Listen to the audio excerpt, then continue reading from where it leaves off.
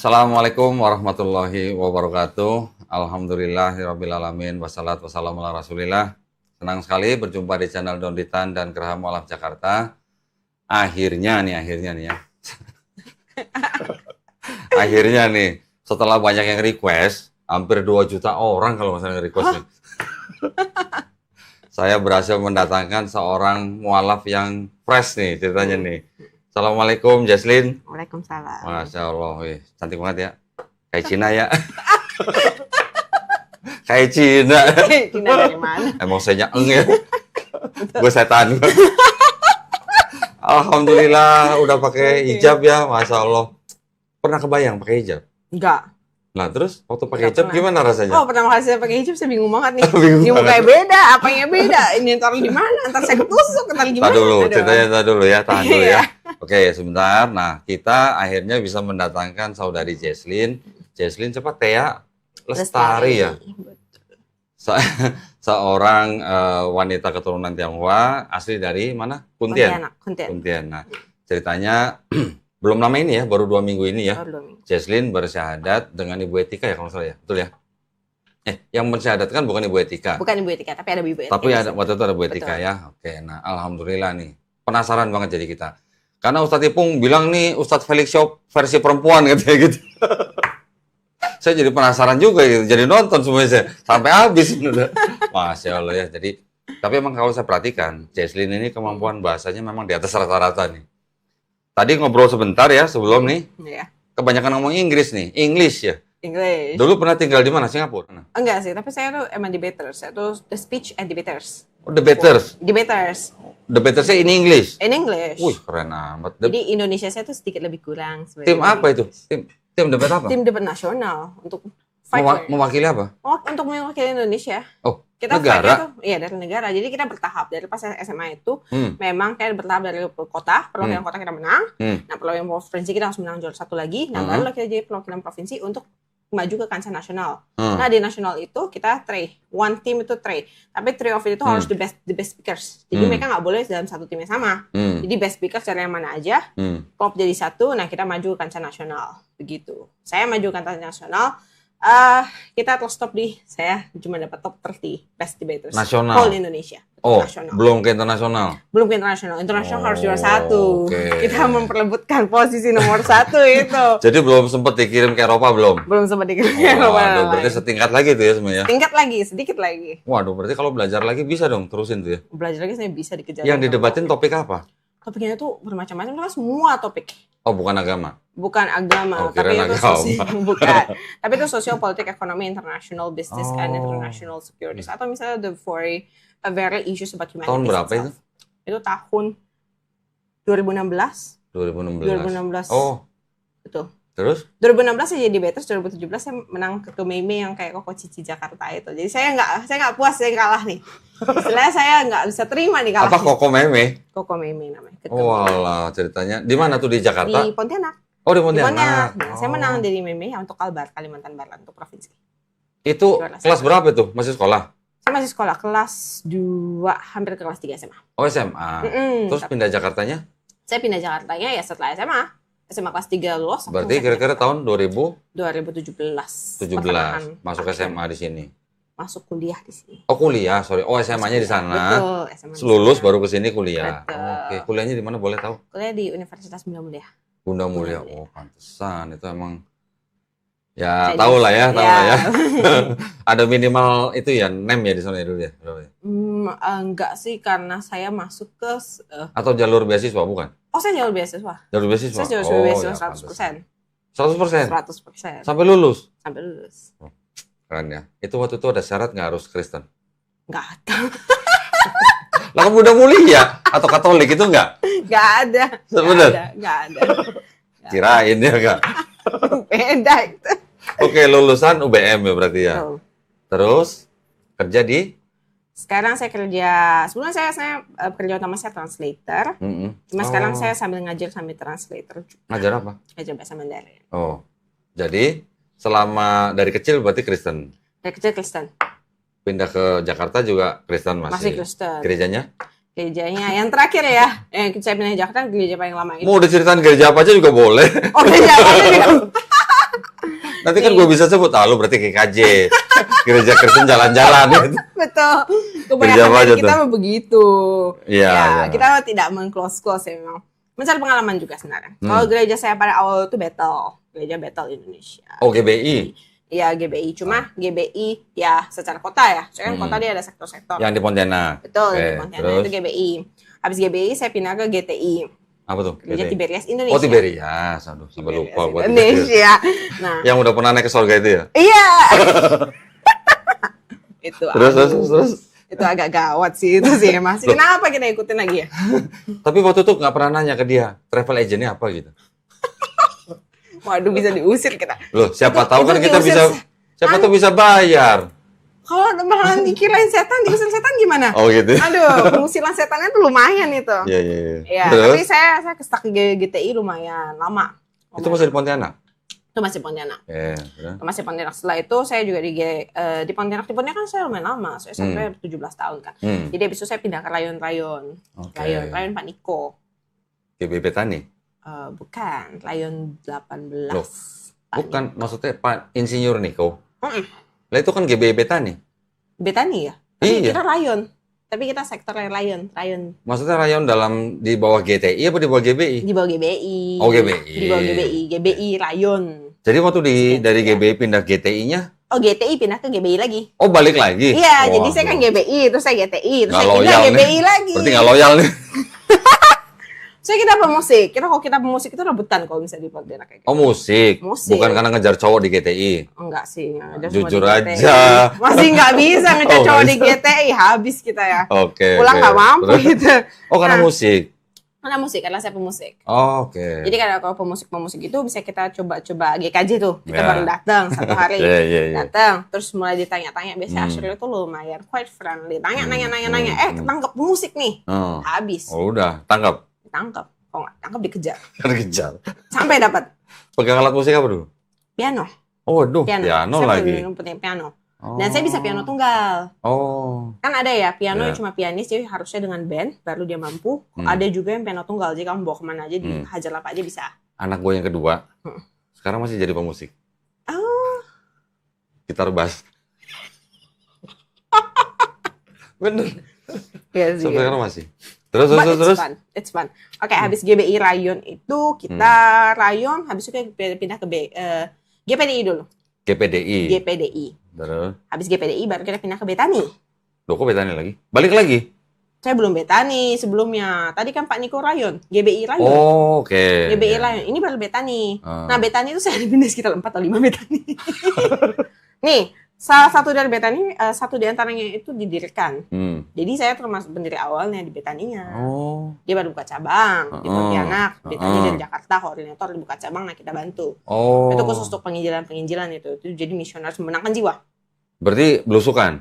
Masih belusukan. Gereja belum ada bentuknya. Iya, ini iya. ya. Masih Berarti belusukan ke daerah-daerah gitu? Ya, belusukan ke daerah-daerah untuk mencari jiwa. Jesslyn belusukan? Belusukan juga? Ikut ke musik kan.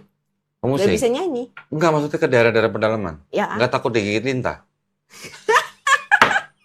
sembunyi lah aku Oh, sembunyi. ngapain. Oke, oke. Gitu kayak. Terus? Nah, jadi saya belusukan, saya bantuin dia mencari jiwa, saya nonton. Ya, habis saya main musik, ada menangkan jiwa, saya nonton lah. Saya gitu. silahkan nonton, pelajari kan. Ikut bagi-bagi sembako. Ya, seperti biasa. Ngaku kan baru. Aku lah. Oke, terus? Ya, selain sembako masih ada lah bantuan-bantuan untuk menyenangkan ya. Ya, Nah, habis di Betani itu, habis mendirikan gereja, saya pindah ke BES. Best itu apa? Gereja The Best Oh. itu baru ya. Oh, masih di Pontianak? Bukan. BES-nya di Pontianak, tapi saya lanjut ke Jakarta. Oh, oke. Jadi dia kan BES Pontianak, Hmm. tapi dia kan terlink dengan BES yang Jakarta. Jadi pas saya 2016-2017, itu kan ada perpindahan, saya pindah ke Jakarta, saya nyambung ke gereja yang sama, BES. Saya cari BES yang Jakarta. Oh, 2017. 2017 lebih. Saya cuma bertahan. Udah berapa gereja tuh tadi? GBI, GTI, GPDI, terus Betani. Betani ada 5 tuh. Oh, 8. udah 4 nih. Ada 5 berarti 8. 8 itu. Termasuk the best tuh ya? Belum, BES habis 8. Set. Banyak banget. BES yang ke-9 itu BES. Taruh, waktu pindah gereja tuh ada nilai transfernya nggak? Oh, ada. Ada bener? Iya, kan saya pemusik. Iya. PK. Berarti dibajak ya? Dibajak atau ditransfer? Bajak lah, mana ada yang Bajak. ada yang dengan bersedia mentransfer. Gua Bikin kira. pusing Pak transfer. Iya. Hilang satu pemusik, satu sesinya kosong Pak, gimana dong? Oh, berarti dibajak lah ya. Iya dibajak secara lembut Ya, lah. ya. Lebih Dengan kayak kasih Tuhan. dengan kasih Tuhan, Ya. dengan kasih ke rumah, Ya. dengan Oh, telepon, dengan dengan kasih bukti transfer juga gitu ya. itu satu Sampai PK-nya. Sampai batuk. Itu dari bukti PK-nya Pak. Oke. Jadi PK saat kau udah main di situ, aduh dikasih main tebel nih. Oke. Terus Jakarta, gerejanya the The best. best. Berapa Saya tahun? masih Masih 1 lama? tahun. Oh, setahun. Setahun. Pindah lagi. Pindah lagi. Kerja apa lagi? Glow. Oh, glow. Musik juga. Enggak, kalau di Glow saya sudah retired. Saya sudah Jadi ya. apa? Saya sih cuma datang ya tim hore aja sih. Saya udah jadi awam. Oh, terus awam doang, jemaat aja. Iya. Terus? Tapi saya cuma jadi jemaat doang yang biasa karena saya sudah lumayan sadar lah. Saya tuh udah nggak ada imannya. Hah? Nggak ada imannya? Imannya saya saat saya udah nih dari gereja yang saya habis imannya itu di rayon situ pertengahan awal pertengahan putus. Saya tuh udah apa ya, I do my duty because it is told so gitu loh, because it is my duty, just because ya kita devotion lah ya, namanya kan keimanan ya.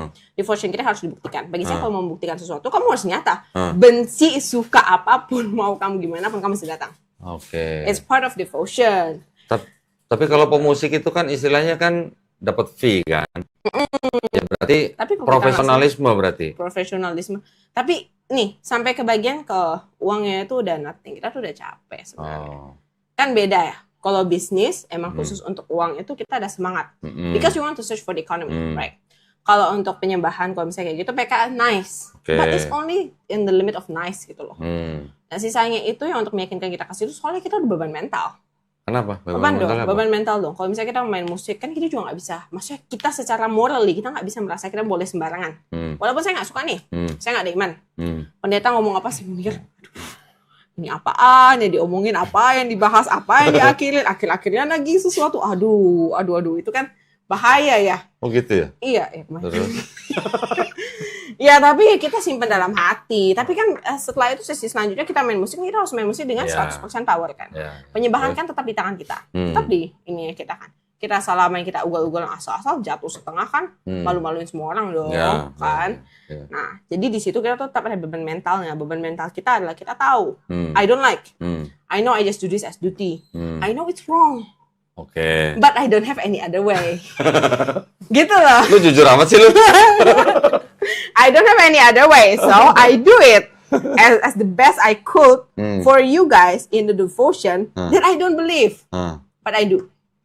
Karena menurut kita there is the sacrifice. Itu waktu masih di Pontianak? Masih di Pontianak. Berarti masih SMA? Masuk. Saya dari SD kelas 6 saya udah pegang piano tunggal. Bukan, maksudnya yang nggak dipercaya itu. Iya. Itu udah dari SMA itu udah ngerasa begitu. SMP akhir sudah SMA. Oh, alah. Kemudahan dong berarti. Golongan kita saya lumayan berumur semua dari saya kecil. Oh gitu. Ya, because my sister orang tuh, SMA kok udah mulai nggak percaya tuh gimana sih? Karena for my sister, dari sisternya saya itu, sister yang kedua saya only 5 years. beda. Sih. 5 years apart. Lebih Okay. tinggi. Saya anak ketiga, saya yang paling muda. Jadi 5 years apart untuk yang sister kedua, sister yang pertama itu 12 tahun, 12 years. Jauh banget ya? Ya, tapi itu membentuk saya itu saya sangat terbiasa dengan orang dewasa. Karena saya dari kecil saya selalu dilingkupi orang dewasa. For my sister habis itu di gereja saya di bawahnya itu saya nggak masuk ke sekolah minggu, saya cuma berapa tahun. Harusnya kan sekolah minggu under 12 years sampai akhir balik kan. Tapi saya nggak. Saya tuh around 9, 10, 11 saya udah khotbah karena saya udah belajar piano untuk piano tunggal. Saya udah disiapin untuk. Jadi belajar piano di gereja? Oh enggak, saya bisa piano dari rumahnya. Bisa. Saya bisa piano klasik. Dan saya suka klasik-klasik yang a little bit dark, minor yang begitu-begitu. Saya itu tuh klasikal saya. Oh. Tapi demi gereja nih, kan nggak boleh. Kamu mau yang serem-serem, orang semua klasik kan, ntar gimana dong? Kan bahaya. Jadi saya harus ubah ke yang ciri-ciri happy-full gitu loh. Gospel gitu. Iya, gospel. Saya berputar di bagian-bagian begitu. Nah itu kan butuh years untuk dilatih, dan karena memang my church needed it gitu loh. Lebih bagus untuk menumbuhkan dari kamu punya jemaat. Kan bagus, perfect kan. Nah kita ditumbuhkan dari benih itu, begitu. Terus waktu di Jakarta, yang gereja The Best terus pindah ke Glow. Yang Glow ini yang itu ya? Glow ini kita sudah datang istilah yang penting gue setor muka. Enggak, nih yang gembalanya siapa? Gilbert Lemoyne dong. Oh, Bapak Gilbert. Lemoyne. Oh, iya, iya. Teori. Yang suka bilang insya Allah gitu ya. Agak komedian sih ya. Mau gue tunjukin? Enggak bener. Karena dulu saya juga Ada pernah, ya? saya pernah reaction Iya. video dia. Dia ya beberapa kali lah. Yang pertama kali pernah sama Ustadz Menahem Ali tentang masalah yang disebut dengan katanya nih, dia ngomong nih bahwa Nabi Abraham tuh dengan Hagar tuh berzina katanya. Oke. Yalah. Based on what? Ya karena kan bukan istri katanya. Jadi karena zina. Padahal jelas-jelas di Bible ditulis istri loh ya. Hagar tuh juga istrinya Abraham. Yang Oke. dibaca Yang pertama ya. Yang kedua tentang kata insya Allah. Dia nyebutnya dengan insya Allah gitu. Ya, mengolok-olok. Betul, betul. Oke, kita coba buka. Ini gue punya Bible. Ini ya. LAI loh nih. Ya, Oke, siap. bukanya. Dia pasti nggak punya ini. Nggak kan jadi gimana ya? Level Punyanya pendeta. King James. Level pendeta loh Pak. Iya. Ini apa nih? Yakobus 4 ayat 15. Boleh bacain. Yakobus 4 ayat 15. Seharusnya kamu berkata insya Allah. Tuh. Kami akan hidup dan akan berbuat begini atau begitu. Di Bible-nya LAI ada kata insya Allah. Tapi dia bilang kita bukan agama insya Allah. Gitu. Tapi saya insya Allah itu kan artinya baik kan? Loh, insya Allah artinya kan jika Tuhan mengendaki. Ah, Atau jika Allah oke. mengendaki. Gitu. Tapi diolok-olok. Diolok kan? Jadi ya Kurang oke lah. Dia itu mungkin bagian daripada teologi dia. Baik. Ya kan, orang Kristen kan boleh dikatakan istilahnya apa ya? Banyak Terlalu teori, pede. Teologi. Terlalu pede bahwa dosa kita udah ditebus, kita pasti masuk surga. Iya. Makanya menolak kata insya Allah. Gitu. Ya, betul. Ada Ya, lagi, because masih I ada think nih it's beberapa Bible yang ada kata insya Allahnya. Bahkan ada kata Assalamualaikum, kata masjid, kata Ka'bah pun ada. Pernah dengar? Di Enggak. Bible ada kata Ka'bah. Karena pasti nggak boleh dong dibawa ke gereja khotbah. Ntar berkonvert semuanya gimana? Siapa yang tanggung jawab? Bukan, ini Bible zaman dulu. Iya. Ya, Tapi a lot of them, I think a lot of priests juga nggak learn. this Ya. Bible. They also don't have. ada kata Ka'bah, tapi yang dimaksud Ka'bah ini adalah Bait Allah. Mm-mm. Bukan Ka'bah yang di Masjidil Haram ya. Gitu maksudnya. Oke. Nah, terus berapa lama di Glow itu? Di Glow itu sampai saya stop ke gereja. Berarti sampai 2017, 18, 19, 19 pertengahan or akhir lah stop. Itu cukup. Oh, berarti cukup 3 tahun. 2-3 tahun ya? 2-3 tahun. Jadi apa? Jemaat Saya aja? jadi jemaat aja. Oh, Saya- nggak jadi itu apa? Apa lead singer enggak? saya udah nggak masuk ke situ jadi. Tapi pernah jadi lead singer? Enggak, di Glow saya sudah tidak. Oh, di Glow nggak pernah. Di Di gereja Glow sebelumnya tidak. pernah? Di gereja sebelumnya pernah. Oh. Karena sampai ke Glow itu saya udah mikir kayak udah capek. It's quite tiredful. 3 tahun di Glow. Betul, 3 Terus tahun nggak saya gereja di Glow. lagi? Tidak gereja lagi. Nah, ini bagian pentingnya nih. Kenapa? Ke gereja lagi? Kamu bayar perpuluhan kali? Dia ketawa. Ketawa aja biasa aja dong. Perpuluhan harus. Ya kalau harus kenapa ke gereja lagi? Kenapa? Gini. Penjelasan-penjelasan di gereja itu doesn't make sense. It doesn't make sense dalam konsep di mana saya ini kan udah berhenti jadi pemusik nih. Istilahnya itu kenapa saya berhenti jadi pemusik? I'm tired of seeing the inner side. Oke. As the awam, You mean management atau apa? not only the management. Maksudnya saya udah capek ngeliat yang inner side-nya tuh. Dari kayak teologianya, saya masih ngikutin doanya, ininya, liturgianya, one by one tuh I'm tired gitu loh. The more I see that, semakin cepat saya akan makin jadi setan. Karena my logic will counter it. Jadi my logic akhirnya mengaccept bahwa perlakuan jahat tuh lebih bagus. Sampai ke bagian situ. Sampai ke Kan situ. kita kan ditebus oleh Yesus, betul? Berarti boleh apa aja? Boleh apa aja dong. Yang penting minggu ke Gereja. gereja. Yang penting bayar Perpuluhan. perpuluhan dan persembahan. Haleluya gitu. Haleluya, amin. Lunas kan. Oh, nampol banget. But it's fact gitu loh. But it's fact. Bahkan kita yang di inner side juga kita diajarkan begitu gitu loh. Penebusan. Perasaan gue datang ke sini gue juga buat banyak dosa. Gue tinggal duduk terus habis itu penebusan kan. Lama-lama itu kita ini iman kan makin we go the wrong way somehow. Karena there's two sides of the coins gitu. Your side you say penebusan it's good. Yes. It's right. But on the other side apa yang ditebus? Ya dosa. Dosa kan? Iya. Berarti kalau dosa gue ditebus gue gak pernah nebus lagi dong. Bulan depan tebus lagi. Tapi cukup ke gereja kan? Iya. And it's done, Iya. right? Nah, makanya udah ditebus, Terus setiap bulan kan itu kan perjamuan kudus kan? Iya, perjamuan kudus. Itu kan ditebus Tebus lagi, tebus lagi. Tebus lagi. Jadi seberapapun dosa kita akan ditebus dengan sistem yang very simple, very itu. But I see it's wrong gitu loh. Because me personally, aku tuh jadi orang yang very combative. I use my reason, my logic untuk solve everything. Everything, even the bad things, itu punya explanation why it's valid untuk dilakukan. Dan aku melakukan itu. Itu kenapa aku capek melihat inner side ya. Semakin saya di inner side, semakin saya masuk ke konsep bahwa kita percaya penebusan kokal, penebusannya bersih. Semuanya yang penting kita berhidup beriman, suci, kudus segala. Menurut saya, kalau saya naik ke mimbar, saya penyembahan segala, it's holy, suci, kudus, lain-lain. Dan juga kita ajarkan seperti begitu gitu loh. Itu kan penyembahan tertinggi kita. We give sacrifice secara nyata, my time, my effort, even money. To explore my skills kan. Itu kan tidak church didn't provide us. We do it ourselves karena we still compete with another church, right? Nah, tunggu sebentar. Ini nanti harus kasih subtitle nih ngomongin. Kebanyakan bahasa Inggris. Bahasa Indonesia. Oke, gak apa-apa. Nanti gua bikin subtitle dah. Terus, jadi kan karena kita compete dengan banyak church kayak gitu kan. Nah, jadi saya semakin mengiyakan dosa it's fine. Ada yang nebus kok. Kok takut? Gue mau nanya nih. Ya. Kan dosa lu ditebus. Ya. Yesus nebus dosa. Betul. Yesus nebus dosanya Jesslyn. Betul. Nebusnya ke siapa? Ke Tuhan. Hah? Menebusnya ke Tuhan dong. Dosa kita kan ditebus, dilunaskan kan? Kan ada pelunasan. Upah dosa adalah? Upah dosa adalah maut. Maut. Penguasa maut adalah? Iblis. Jadi kalau lu berdosa. Ya, bener ya. Berarti Yesus nebus dosanya ke siapa? Iblis. Loh. Nah ini nih pengetahuan baru ini. Pernah baca kan? Iya, Ayat itu pernah baca kan? Hafal itu. Upah dosa adalah maut. Penguasa maut adalah Iblis. iblis. Nah, kalau Yesus menebus dosa manusia, berarti nebus dosanya ke siapa? Iblis. Bener. Make sense. Bener sekali. Oke. Sekarang Jesslyn dosanya udah ditebus nih. Yang nyalib Yesus siapa? Orang-orang tentara Romawi. Betul. Suruhan Pilatus. Betul. Yang nyuruh Pilatus nyalib Yesus siapa?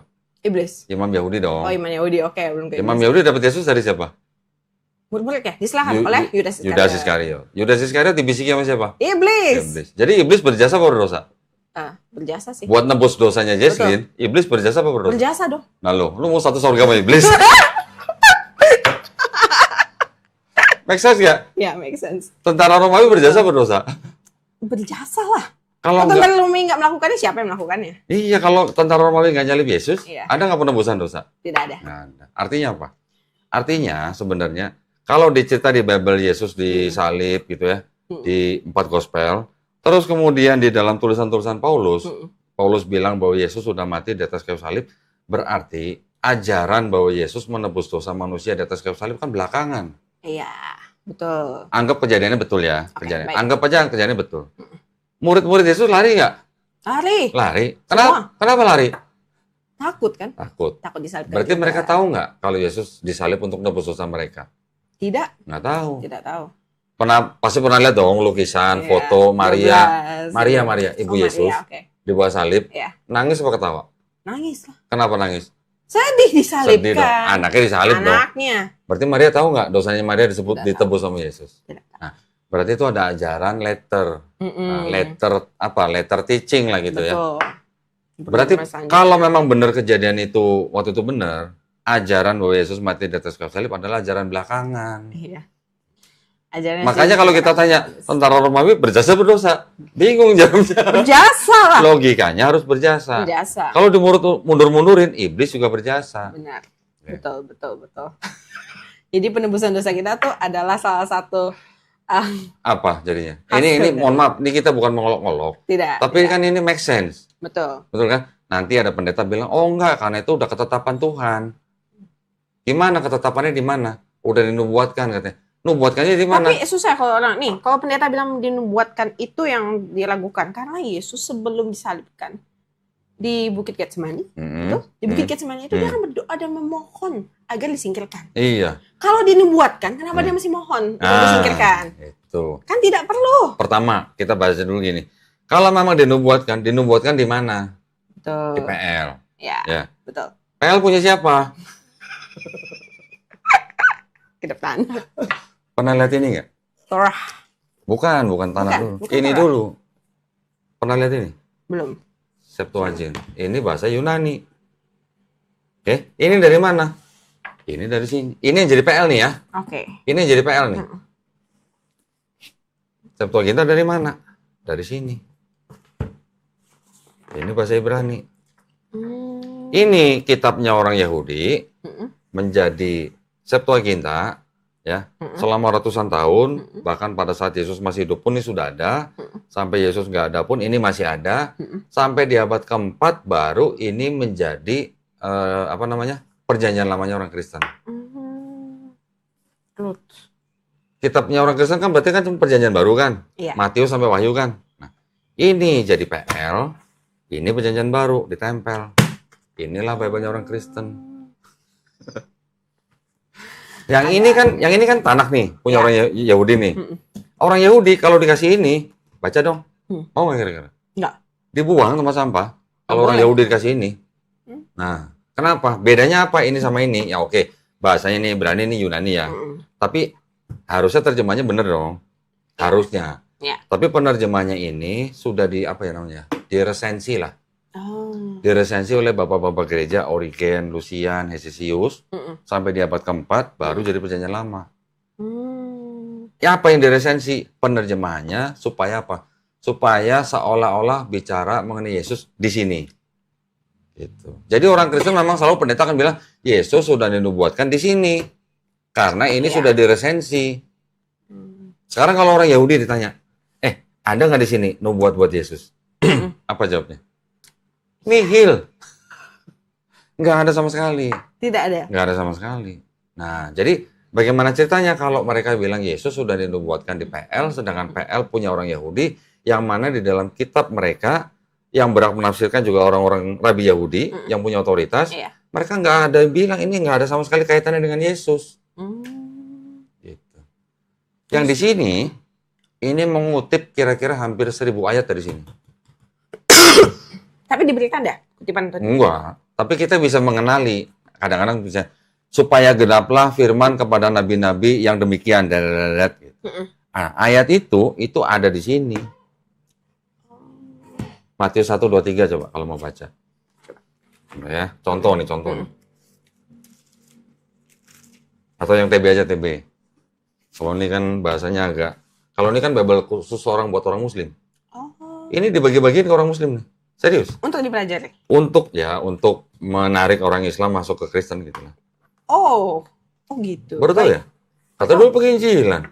Nggak bawa ini? Saya nggak bawa ini, penginjilannya bawa Roh Kudus. Cuma bawa sembako doang ya? Kudus dan sembako. Sama Roh Kudus. Ya. Matius 1:23. 1 ayat 23. 23. Oke. Sesungguhnya anak darah itu akan mengandung dan melahirkan seorang anak laki-laki dan mereka akan menamakan dia Immanuel, yang berarti Allah menyertai kita. Oke. Sekarang lihat di Yesaya 7:14. Coba, mirip nggak kalimatnya?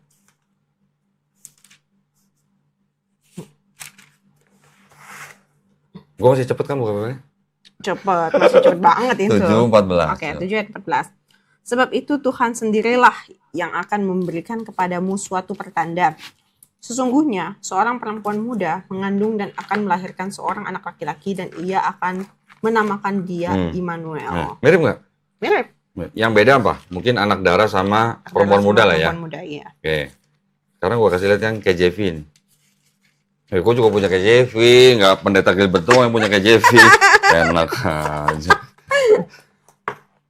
Lo pasti lebih jelas yang bahasa Inggris, 14. Yeah, therefore, the Lord himself will give you a sign.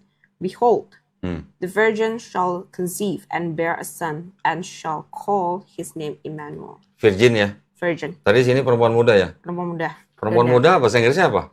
Young lady. Young woman ya? Ya. Young woman sama virgin sama nggak? Beda. Tapi yang di Matius 1:23 tadi apa? Anak darah kan? Anak darah itu menyerupai. Anak darah virgin atau perempuan muda? Virgin. Virgin. Betul.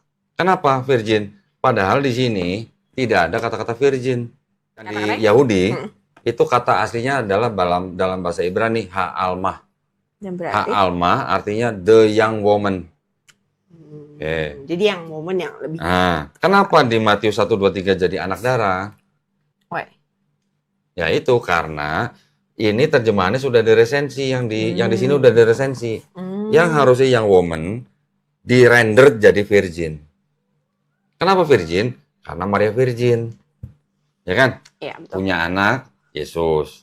Betul. Oke, kita Islam juga mengimani bahwa Maryam mempunyai anak Isa Al-Masih, juga Maryam juga seorang perawan suci. Betul. Tetapi ini kan ada perubahan nih dari sini ke sini ke sini sama ke sini. Tuh, jadi udah terlalu banyak perubahannya berkali-kali. Jadi susah kita. Ini salah satu contoh penulis PB mengutip dari PL. Iya. Jadi Matius 1:23 mengutip dari Yesaya 7:14. Padahal konteksnya Yesaya 7:14 dari ayat 1 kan ketika kalau orang Kristen kan bisa ngomong kalau baca perikopnya dulu, konteksnya apa gitu kan? Iya. Tapi ini justru malah cherry picking. Iya. Tapi enggak jarang sih cherry picking itu dilakukan sih. Biasanya kan disambung habis itu ditopikkan. Yesaya 7:14 yang di sini lagi ngomongin apa? Raja Ahaz. Gitu. Yang diomongin Raja Ahaz berubah jadi Yesus di sini gitu. Gitu. Jadi banyak yang dimasukin, diambil. Hampir 1000 ayat yang di sini di-copy dari sini. Is that why a lot of priests cannot show the real Bible-nya tuh? Yes. Ya. Jadi kalau begitu, kalau hampir 1000 ayat yang di sini dikutip dari sini, pertanyaannya ini kitab suci atau kitab kutip gitu. Hampir 1000 ayat loh, 937 ayat tepatnya. Nah, atau juga bisa ditanya, jadi penulis kitab ini terinspirasi oleh Roh Kudus atau terinspirasi oleh PL gitu? Inspirasi PL. Roh Kudus is very vague. Jadi sebenarnya gini, yang menerjemahkan ini di luar daripada Torah ya, Torah yang 5 buku ya, Kejadian, Keluaran, Imamat, Bilangan, Ulangan. Di luar daripada itu adalah Yahudi juga, tetapi Yahudi yang sudah terpapar Helenisme. Terpapar apa? Hellenistic philosophy. Pernah dengar? Belum. Filosofi Yunani? Iya. Oke, pantesan ya. Dewi Helen tahu dong. Betul, anak siapa? Anak siapa? Enggak tahu. Anak Dewi Zeus. Dewa Zeus. Oh, Dewi Helen? Dewa Zeus kan dewa paling tinggi. Yes. Dianggap dewa paling tinggi. Yes. The highest god lah. Yeah. Dewa Zeus ini dewa yang selamitan. Nggak boleh ngeliat perempuan manusia cantik pun diambilin gitu. Betul sih. Punya anak Hercules. Yes. Punya anak Perseus. Yeah. Ada Dewi cantik, diambilin punya anak Helen. Nah, itu Dewi Helen. Nah, itu makanya sistem kepercayaannya disebut Helenisme. Oke. Gue kasih lihat ya. Boleh. Pernah dengar dong, in the beginning was the word. And the beginning was the word, and the word become. Enggak, and the word was with God, and the word was God. Enggak. Itu beda tuh berarti itu. John 1:1. Oh, enggak, belum. Masa? Not yet. Berarti lu bacanya bahasa Indonesia doang ya? Ya, baca bahasa Indonesia doang. Ini. John 1:1. In the beginning was the word, and the word was with God, and the word was God. Ini kan ayat andalan Kristen juga. Iya. Membuktikan bahwa Yesus is the word. And then apa? And the word become flesh. Oke? Oke. Di sini ada footnote di bawah nih. Dibaca nih, ada kuning-kuning apa tuh? Hellenistic philosophy. Gimana dong? Iya, nggak bisa dibilang kitab. Ternyata ini adalah ayat adopsi dari Hellenistic philosophy ke dalam gospel. Tapi diiyakan for gospel, mereka mengiyakan bahwa itu adalah perkataan Tuhan. Atau mereka cuma mensisipkan. They just put it in just for the sake untuk menguatkan. To adopt. Gue bukan lagi nih. Ini ada sebuah buku yang nulis Bapak Gereja nih. Ini. Jadi for what's the reason? Kenapa harus disisipkan sekuat itu? Judulnya Confessions Saint Augustine. Saint Augustine Bapak Gereja. Yang lebih jago bahasa Inggrisnya pasti cepet. Those procured for nanti kita tampilin di layar deh. With most unnatural pride. Certain books of Platon is translated from Greek into Latin, and therein I read, not indeed in the very words, but to the very same purpose, enforced by many and diverse reasons, that in the beginning was the Word, and the Word was with God, and the Word was God. The same was the beginning with God. All things were made by Him, and without Him was nothing made. That which was made by Him is life, and the life was the light of man, and the light shineth in the darkness, and the darkness comprehended it not. Jadi, in the beginning was the Word, and the Word was with God, and the Word was God. Itu diterjemahkan Platonis. atau dengan alasan yang sama dari mana? Buku-buku Platonis. Buku-buku Platonis. And Platonis is one of the philosophy. Yes. Kan? Iya, Platonis kan atasnya nanti ada Aristoteles, bawahnya ada Philo. Philo itu yang mempopulerkan logos. Logos. Dan Philo ini kan orang Yahudi juga. Dia juga membaca Septuaginta. Oke. Di Septuaginta yang sudah diterjemahkan dari kata Adonai atau Kurios. Kurios itu yang ditujukan kepada Yesus untuk selalu menjadi Tuhan. Itu berasal dari Philo. Jadi sebenarnya boleh dikatakan ajaran kekristenan ya tidak jauh-jauh lah dari Platonisme gitu.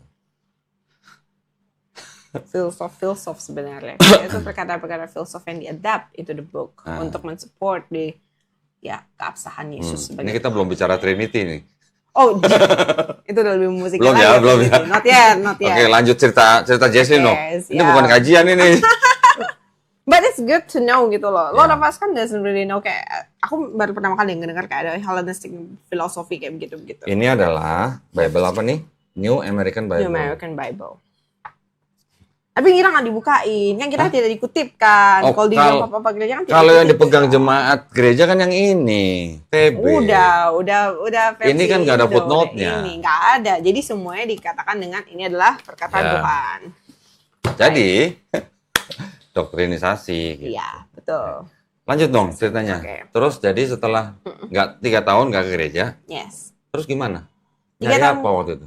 Jadi apa? Jadi ateis atau agnostik atau gimana? Actually, I'm an atheist in that 3 years. Tapi aku nggak sadar. Oke. I don't realize it because I think it's just like kita cuma nggak ke church doang. Kita nggak ke church. Kan KTP gue masih Kristen. Status gue masih Kristen. Tapi masih percaya ada Tuhan? Enggak. Oh, ateis. Gitu banget kelihatannya.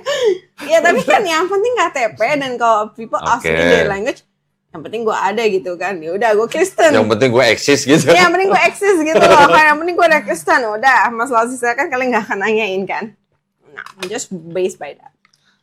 Iman kita itu emang quite destroyed in that part. Dan in those terms itu pas awal-awal aku nggak merasa. Aku nggak merasa kayak I cannot pray is a big mistake. It's a big catastrophe in our life. Kita nggak merasa karena kita kan yang manusia ya, kita berasa kalau kita udah kuat, kita udah powerful, kita udah hebat, kita udah sukses, udah sukses, udah get everything. Get everything is very easily kan.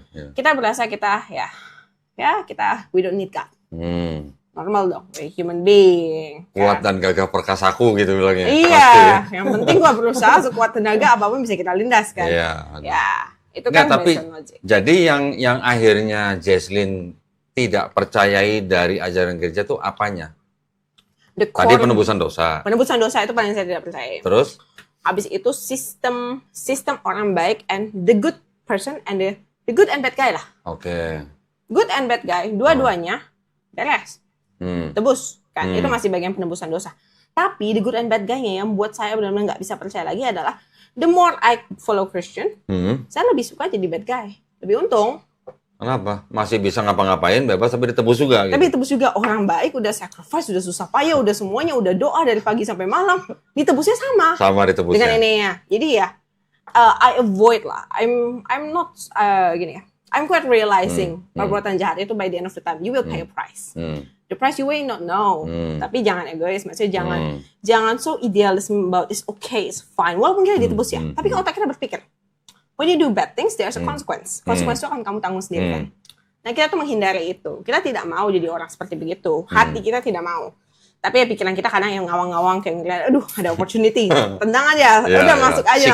Sikat aja kan, it's fine. Toh ntar kamu tinggal doa beres kan. Tapi it's wrong. Jadi saat satu momen dimana saya masih kuat untuk bisa keluar dari gereja, saya masih kuat untuk bisa, okay, I want to stop nih pelayanan nih. Jadi I stop dulu. Paling enggak, saya tuh tidak terkontaminate lagi. Tidak terkontaminate dengan ajaran-ajaran yang semakin didoktrin. It's fine to do sins. Sins is okay as long as you believe in God, as long as you believe in Jesus Christ. Apalagi kalau misalnya kayak hidup dipenuhi dengan Roh Kudus dan lain-lain. Ya saya merasa saya penuhi Roh Kudus walaupun saya berbuat jahat, ya saya merasa sih dipenuhi Roh Kudus. Pede gitu loh. Kan kita diajarin pede. Saya pede dong. Salah. Sering bahasa roh nggak dulu? Gimana? Bahasa roh? Bahasa roh enggak. Oh enggak. Oh di Gelo itu enggak bahasa roh?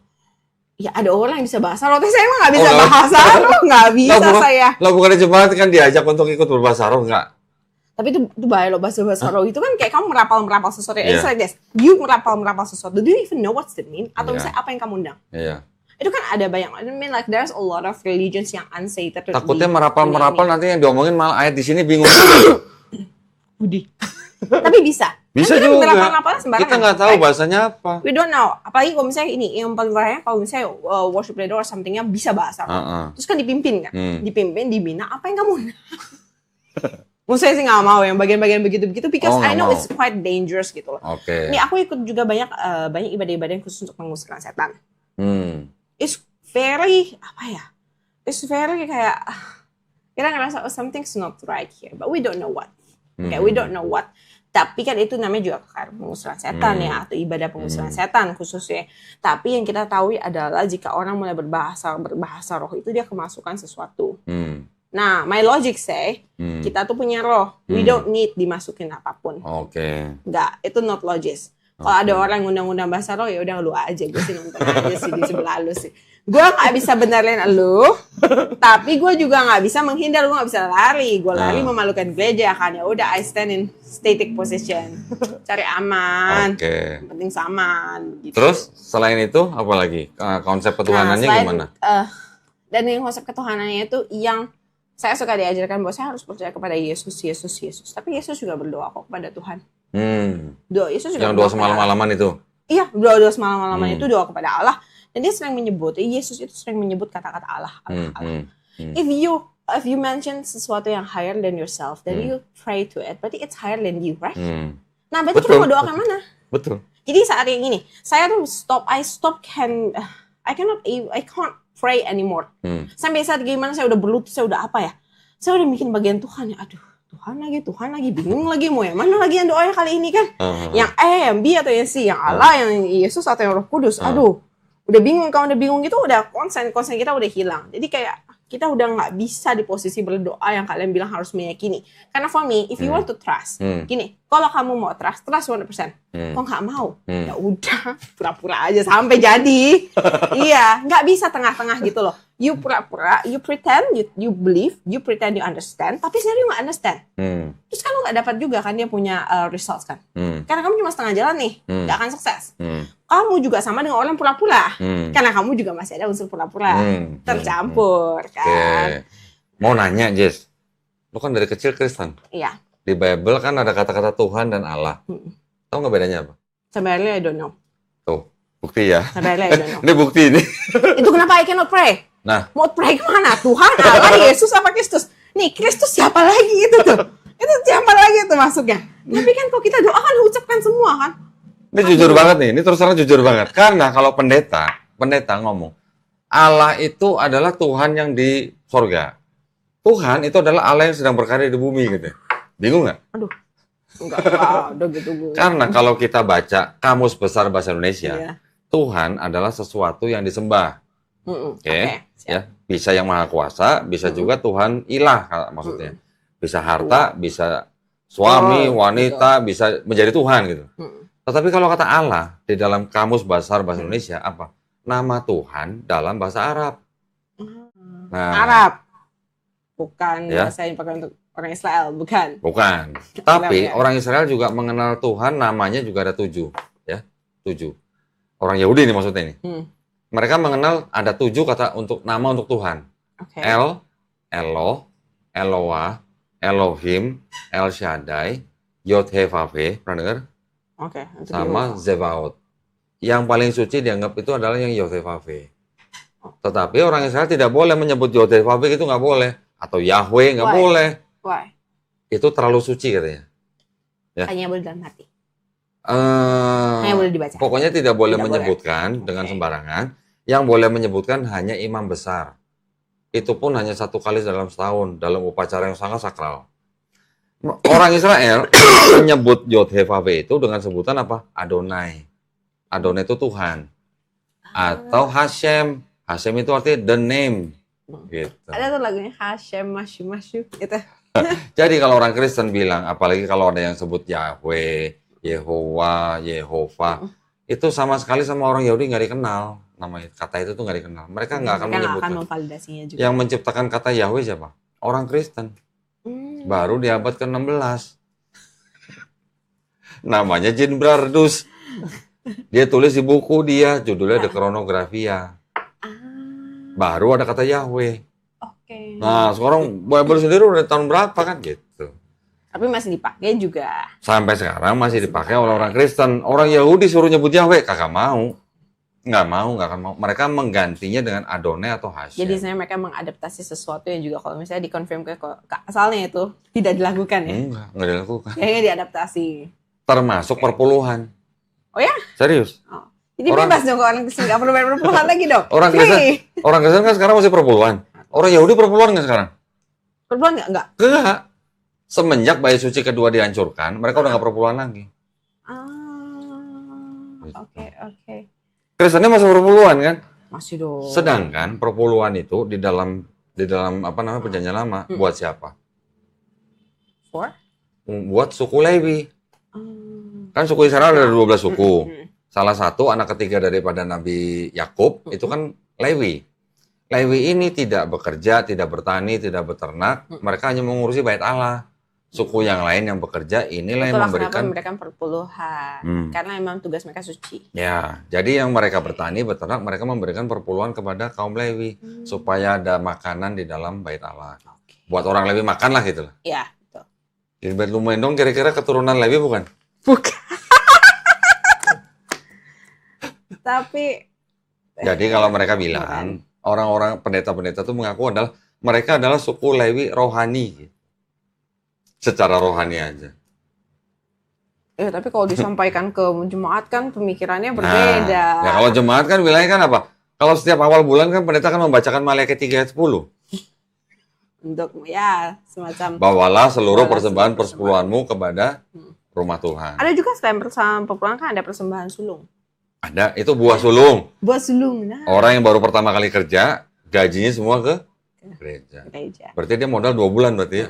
Ada juga buah sulung itu dilakukan setiap awal tahun. Ada yang setiap tahun. Lumayan. Jadi artinya, sebenarnya tradisi itu adalah tradisi orang Yahudi, orang Israel. Ya, mereka melakukan itu dalam konteks, ya memang mereka sebagai bangsa Israel. Tetapi kenapa yang seperti itu masih dilakukan, tetapi sunat fisiknya kenapa nggak dilakukan? Tidak. Mereka mengklaim saya sunat itu kan hanya dilakukan pada orang Islam. Enggak, orang Yahudi kan juga sunat. Oh, tapi mereka mengklaim. Banyak gereja-gereja mengklaim juga. Nah, sekarang tidak perlu sunat fisik, itu ajaran Yesus apa ajaran Paulus? Gitu. Paulus. Karena Yesus ada menyebutkan harus wajib. Sebenarnya lebih wajib untuk Kristen. Karena Yesus 8 hari udah disunat. Ya kan? Tapi kan tidak dibacakan. Ya. Tidak bacakan gamblang-gamblang. Bisa dibacakan, itu kan Lukas 2, itu banyak gampang. Cuman maksudnya kan gini, Paulus itu kan memang dia mengangkat dirinya sebagai rasul untuk orang-orang non-Yahudi.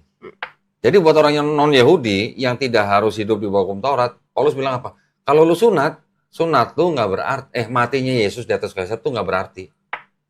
Malah ada kata-kata begitu. Tapi again, Paulus kan mengangkat dirinya sendiri. Sebagai rasul. Sebagai rasul nih. Iya. Masa presiden bisa mengangkat dirinya sendiri sebagai presiden? Logiknya di mana? Oke. Jadi waktu Jesslyn tadi kan udah masalah apa namanya? Perpuluhan. Terus kemudian penebusan dosa. Betul. Konsep ketuhanannya Yesus waktu itu juga sudah dianggap udah nggak bisa diterima lagi. Nggak bisa. Karena Yesus berdoa kepada Allah, Tuhan. Bapa gitu istilahnya. Di surga, betul. Oke. Berarti nggak terima Trinitas. Tidak bisa menerima Trinitas. Itu. Kita tidak bisa mengerti. Saat kita menanyakan juga pertanyaan jawabannya akan mengacu menembak kita tidak punya iman. Karena imannya harus ditumbuhkan, harus dibina, harus di give food gitu loh supaya dia itu berkembangnya kuat, jadi bisa survive against everything, right? Tapi kalau kita nanya terus dibilang, aduh kamu kurang beriman, gimana cara bisa ngembangin imannya? Saya datang ke gereja posisinya memang saya belajar teologi adalah supaya saya mengembangkan iman saya supaya kuat. Tapi kenapa malah you ask me to kinda like you know like ya udah kamu pretend to understand, you understand or no, itu masalah lain. Kan salah.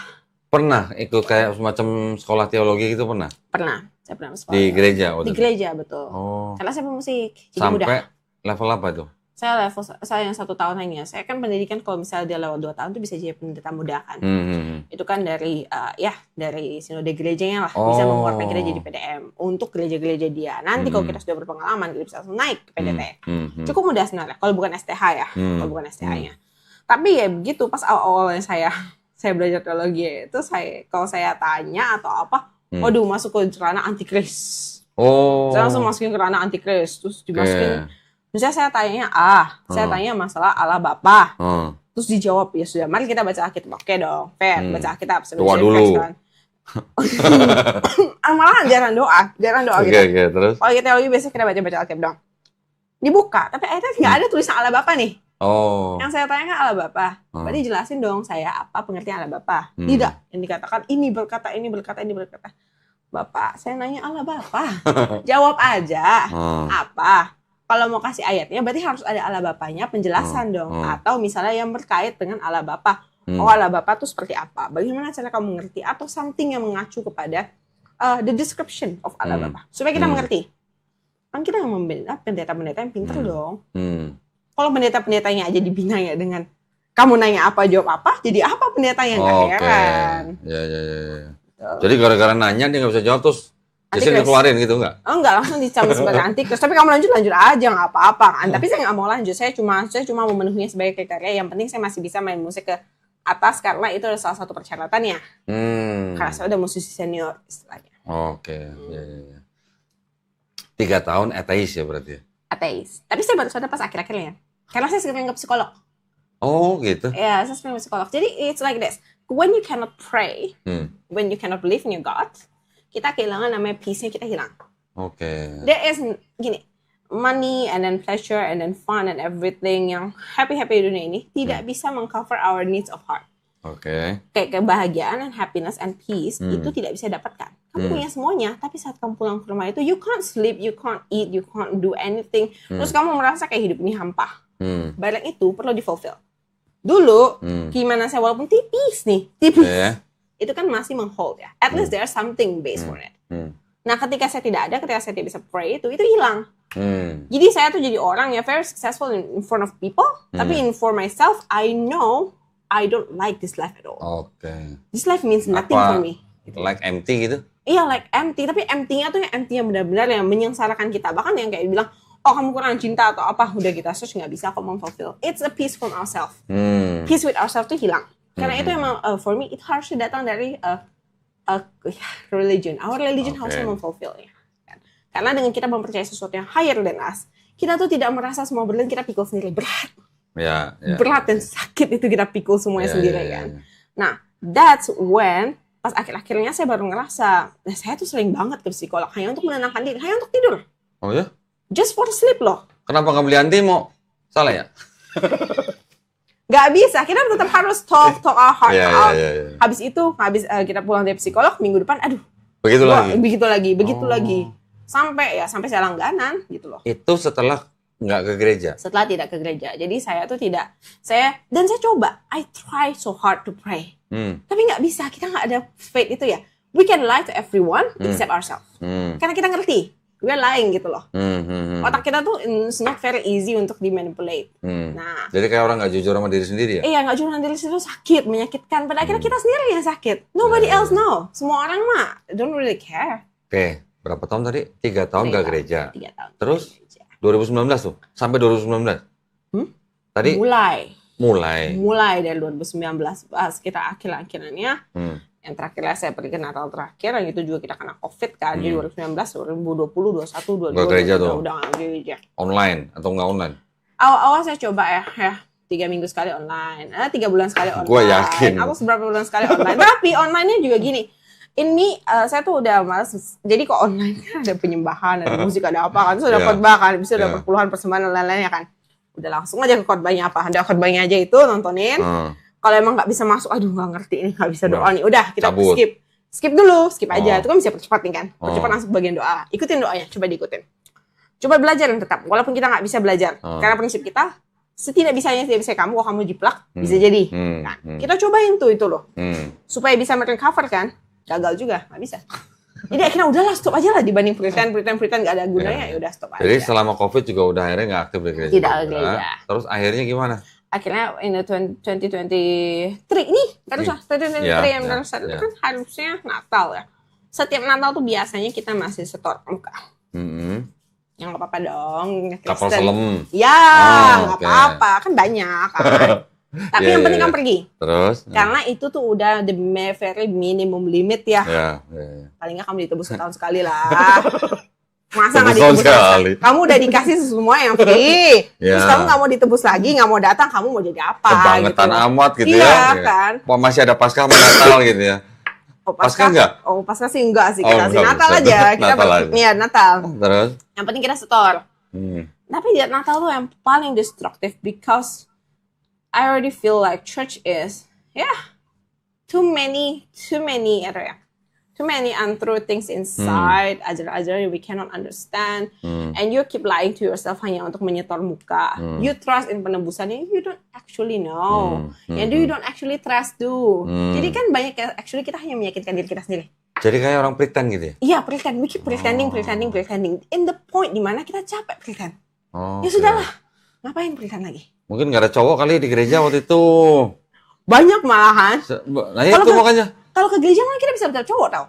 Apalagi ke ibadah pemudanya. Paling gampang kenal sama cowok. Ya? Tapi for what gitu loh. For me, cowok tuh cowok. Supaya dia tuh tidak menggantungkan dia gereja. Nanti kalau misalnya saya GKJJ, cowok saya di mana-mana dong. Kan bahaya kayak gitu ya. GKJJ, satu gereja satu cowok gitu ya. Iya. Sehari 5 kali ke gereja, 5 cowok. 5 cowok beda. Itu kan gimana gitu. Lu mau gereja cari itu kan pacar cowok ya. Nanti cowok yang lu dapat juga yang gitu kan itu bibit yang terus dari setelah Natal kemarin 2023 saya memang tidak merasakan, I don't feel the need to go to church karena udah stop lying to yourself. Lebih parah kamu bohong dirimu sendiri dibanding udah kamu bilang okay, I don't want to go. Whatever happens udah di situ saya close. Itu Natal terakhir, itu satu-satunya Natal yang saya tidak datang ada 2023 Natal nggak datang. Natal nggak datang karena kita udah capek. Dua masih datang. Dua masih datang kan. 2023 kita udah stop. Dan di situ kita pelajari. Selama itu sebenarnya kita cukup belajar a lot of philosophy, especially Stoic. Kita ikutin Stoic philosophy. Nah Stoic philosophy kita ikutin. Terus kita coba baca-baca. I think we a little bit atheist. Karena sekarang kita melepaskan nih 100% nih. Sampai ikatan terakhirnya kita putuskan kan. Nah in a month or two like that, nah itu tuh. Dari 1 bulan Januari itu kita bergejolak sekali kan. 2024. Bulan pertama kita bergejolak sekali kan. Kita merasakan ini. Tapi we don't see that's the result bahwa kita left church. No. Itu tuh sebenarnya kondisi aslinya kamu begitu. Cuma selama ini because you pretend dan disembuhkan oleh bukan disembuhkan lah, diobati, istilahnya anti nyeri. Kamu sakit kanker. Tapi kan tidak ada obatnya sementara mungkin untuk punya kamu. Jadi kamu dikasih anti nyeri. Saat nyeri dilepas, rasa. Tapi nggak ngobatin sakitnya. Tidak mengobati. You only pain. Ya, kamu cuma hilangin painnya aja. Dalam hati kamu rusak sebenarnya, tapi you don't want to face, kan? Nah di 2024 saya udahlah face aja. Toh in the end of the time I have to face kan. Kita nggak bisa jadi orang nggak jelas gitu loh. Terus? Nah, abis kita face kita ini, ya hidayahnya people around us ada yang muter debat-debat. Nonton debat-debat itu. Kita mulai nonton debat-debat. Terus kita lihat lumayan nih. Dibanding kita ke psikolog kan nonton debat kan. Kalau tercure kan ada another way ya bisa curing kita ya kan. Psikolog bayar. Nonton debat nggak bayar. Nggak bayar. Cukup online iPad itu tuh sampai tidur kan. Bangun tidur kalau lagi preparation atau apa nonton debat. Habis itu kalau udah senggang nonton debat, nonton. First as fun, and secondly I feel a little bit kayak ada pembukaan. Ada pembukaan. Saya kan yang mereka kupas itu kan ayat ini, ayat versus Al-Quran kayak gitu kan. Dan emang konsepnya debat, jadi it's very familiar with us. Udah gitu, Jesslyn senang debat lagi. Jadi I like to hear your perspective gitu. I also like to improve my skills. Itu juga dinawarkan dari psikolog kan. Nah. Tapi habis kita dengar gitu, kita juga still try to pretend. Karena kebiasaan. Kita hilang kebiasaan, kita pengen balikin lagi. Kita coba play. Kita waktu itu ada sempat kena masalah, it's a quite big problem. Big problem yang menghit kita secara mentally, kita benar mentally down, kita pray as hard we can. Malahan kita tuh jadi marah gitu loh. Upset, marah, dan kesal. kok kamu gini lagi sih? Tunggu. Gitu. Waktu harus berdoa, itu berdoanya kemana? Ke siapa? Nah, itu nggak tahu. Nah lo, Kita doa sekuat tenaga ya. Kita mohon ampun. Iya, pasti kita pertama kita harus mohon ampun soalnya. Setelah mohon ampun baru kita bersyukur, baru kita ask for something, right? Saya kita mohon ampun apa gitu. Lu ngapain sih? Lu kerjain apa sih sebenarnya ini? Lu Tuhan lu nggak tahu. Yesus lu percaya nggak? Enggak. Lu Kudus lu percaya enggak? Lu ada iman nggak? Kayaknya sih ada. masih dikit. Kayaknya. Tapi doanya ke siapa gitu? Doanya ke siapa gini? Iman udah secuil, sisa secuil mungkin udah dihabis kopek-kopek. Doa ke siapa juga udah nggak bisa. Sudah hilang. Terus? Our logic sudah against gitu loh. Hati kita berteriak scream untuk dapat something. Tapi karena kita logiknya udah nggak masuk dan kita orang yang my personality I more drive by my logic than my heart. My heart tuh very little control. Tapi kalau dia tersakiti juga nggak stabil hidup kamu. Hilang satu buah. Nah saat dia hilang itu, nah mulailah masuk pelajaran dari Kristen and Muslim. Dimana saya posisinya itu saya galau ya. Saya galau karena doa nggak bisa-bisa, ini nggak bisa-bisa. Orang tuh kayaknya nggak susah itu gitu loh. Orang lihat kayak dulu tutup mata kayak khusyuk banget. Doa nggak ya? Kayaknya sih doa. Saya yakin tuh sepertinya doa. Tapi isinya apa? We don't know. Nah kita dengar debat-debat Muslim and versus Christian gitu. First, we still defend Christian as ego. As ego. Karena status. Tapi makin lama-lama, aduh ini masa mengawet. Tapi it's open our eyes gitu loh. Jadi kayak resensi. Itu kayak kesimpulan dari what we do in your life tuh kayak begini. Habis itu masuklah belajar Islam yang we never heard before secara mendalam. Kita biasanya cuma didoktrin untuk stay away lah. Jangan coba-coba kamu dekati kan. Kita dengar, kita masukin ke dalam hatinya kita, fit with the description that we need all this time. Jadi yang kosong itu kita udah tahu, kita udah hafal dari otak ini. Nah dia ini fill in. One by one tuh di fill in, di explain dari Islam, dari penjelasan di Al-Quran sendiri. Penjelasan di Al-Quran sendiri. Dan saya juga baca buku-buku dasar-dasar Islamnya. Itu tertulis in a lot of books gitu loh. So it's not people words ya. Bukan kata, nih, saya tuh nggak pernah ketemu Ustadz sebelum saya ketemu Ustadz yang saya syahadat. Ini nggak pernah ketemu Ustadz. Saya agak anti ketemu Ustadz. Karena udah doktrin dari kecil ya? Doktrin dari kecil. Habis itu saat udah perintah dari orang tua ya? Betul. Doktrin saya nggak ketemu Ustadz sama sekali. Tidak ada satupun Ustadznya itu saya. Saya lihat Ustadz juga agak, aduh nggak mau. Saya ini nggak mau sama sekali. Gitu kan? Jadi saya memasukkan, saya belajar dari buku. I read from books. They fulfill what I need. They fulfill what my heart miss. Lengkap. Habis lengkap, kita tuh berasa back to a whole human being gitu loh. Kamu nggak kayak ngawang-ngawang. Kamu nggak kayak kadang ambisi tinggi banget, semua yang kamu capai. Besoknya hidupmu rasa low banget, enggak. Jadi kita stabil sekarang. Masya Allah. Jadi itu yang kita dapatin dalam hatinya kita.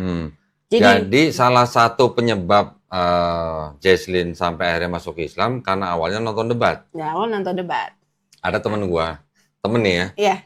Emang ada orang Islam masuk memang ada orang masuk Islam karena debat. Berarti korban debat tuh berarti. Ya, tetap biar bagaimanapun, kan debat itu ya istilahnya tidak dilarang, boleh dilakukan, tetapi sebenarnya ada perintahnya di Quran. Janganlah kamu berdebat dengan ahlul kitab, kecuali apa? Dengan cara yang paling baik. Ada perintah seperti itu. Dan di dalam Quran juga kita diperintahkan apa? Kita tidak boleh mencaci maki ya sesembahan orang lain. Sesembahan orang lain loh. Kenapa? Karena kalau kita mencaci maki sesembahan orang lain, nanti orang itu akan mencaci Allah Subhanahu wa taala tanpa pengetahuan. Perintahnya begitu. Itu perintah Allah Subhanahu wa taala loh. Lu boleh debat tapi harus dengan cara yang paling baik. Nah, bedanya gini, sekarang kalau tadi Jesslyn cerita, kan agama Kristen kan ada perintah nih, amanah agung. Karena itu pergilah, jadikanlah semua bangsa muridku. Baptislah mereka dalam nama Bapa dan Putra dan Roh Kudus. Walaupun itu ayat tidak asli ya. Iya, sisipan ya. Sisipan. Di dalam Islam, kita hanya diperintahkan apa? Sampaikanlah, walaupun hanya satu ayat. Dan di dalam Islam, tidak ada paksaan. Kita hanya menyampaikan, tidak ada paksaan. Tapi kalau Kristen gimana? Kalau belum dibaptis kan belum kelar. Belum. Nah, itu bedanya. Ya belum menerima saya, dia masih itu beda pas kita deketin kan. Gitu. Terus akhirnya ajaran Islam apa yang akhirnya diterima oleh Jesslyn? Sehingga Jesslyn kok akhirnya mencari tahu untuk bersyahadat. Dasar-dasar Islam. Hanya dasar-dasar Islam. Dari dasar-dasar Islamannya dan dari bagian konsep ketuhanan. dan Oke. konsep penebusan kita seperti apa yang benarnya.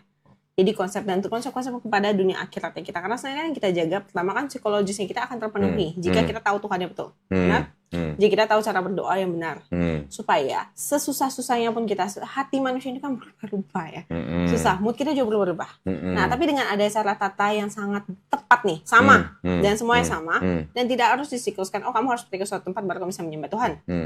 Itu kan mengikat kita. Itu seperti mengikat kita, it's our bond gitu loh. Itu untuk menstabilize yourself, right? Nah, itu yang paling pertama, yang paling pentingnya. Yang kedua, ketuhanannya udah jelas. Sudah, kamu doa, kamu udah nggak perlu peduli yang lain. Kamu udah nggak perlu pikir-pikir yang lain. Pokoknya itu, only one God, right? Dan yang ketiga, semua tata cara hidupnya diatur.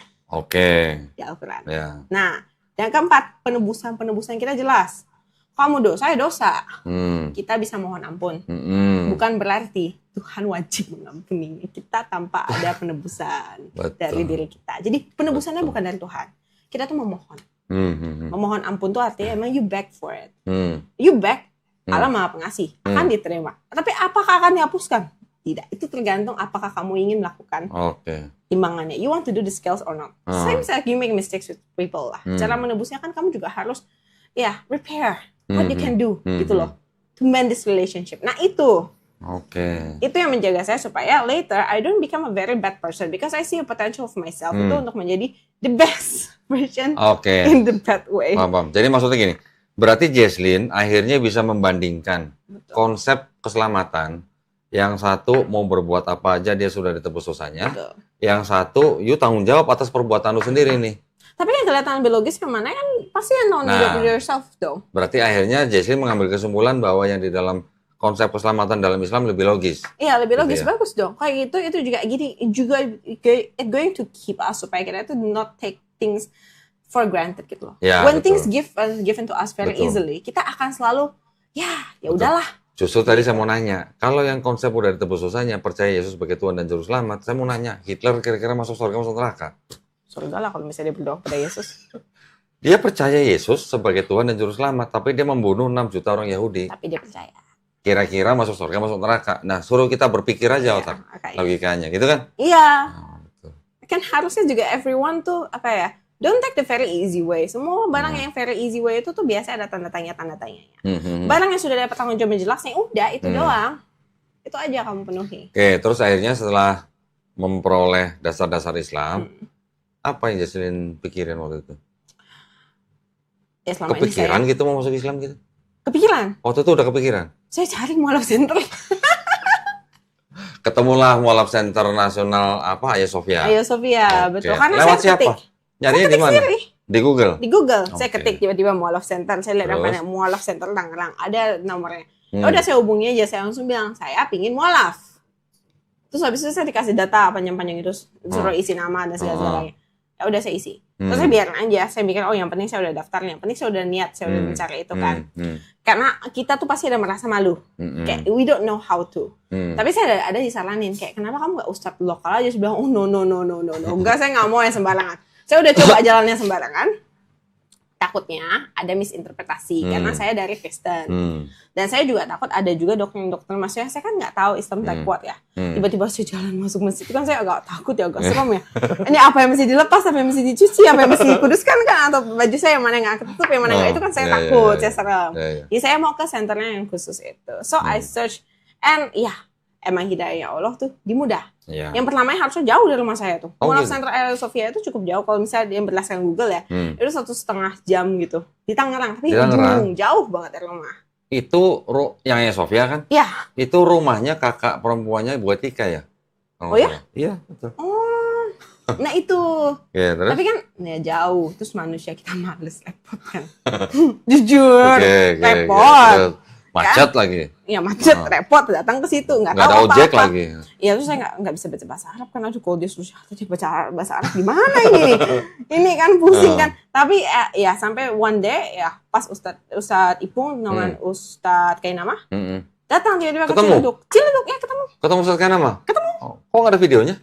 Oh, yang syahadatin satu kan ada 2 orang yang syahadat di hari saya syahadat itu. Yang syahadatin Ibu Ella itu Ustadz Kainama, yang syahadatin saya itu yang salah satu ibu pemilik rumahnya. Oh, enggak, yang sama Ustadz Kainama di videoin enggak? Saya nggak masuk dalam frame video, tapi saya ada di situ ya. Saya kan sebelah Ibu Ella. Ibu Ella ke sebelah saya. Jadi 2 orang yang syahadatin sekaligus. Dan itu semua 10 menit dari rumah saya. Dan saya ditawarin sama Ustadz Ipung waktu itu.